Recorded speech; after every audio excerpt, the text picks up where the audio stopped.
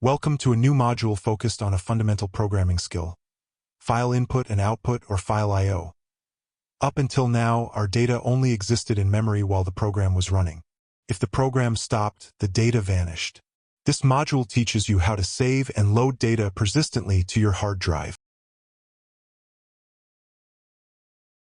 1. Why persistence matters. Maybe almost every real-world application, from web servers to desktop tools, needs persistence. This means saving state, user settings, game scores, or large datasets so that the information remains available even after the program has terminated or the computer has rebooted.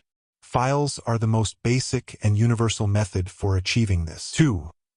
The key function, open parenthesis. In Python, all file operations begin with the built-in open function. This function returns a file object, which acts as a bridge between your program and the physical file on disk. It takes two main arguments, the file name and the mode, which specifies whether you intend to read, write, or append data. 3. File operation modes. There are three primary modes we will focus on for text files.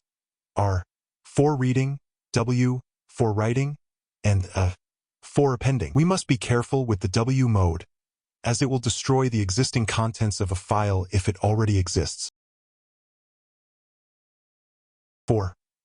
The golden rule, always close. After you finish reading or writing, you must call the close method on the file object. Failure to close a file can lead to resource leaks, and, critically, on many systems, data written to a file is only guaranteed to be saved to disk once close is called.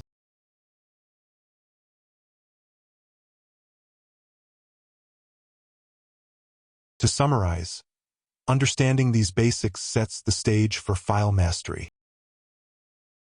Our next lecture 23.02, Write string to a file. See you there.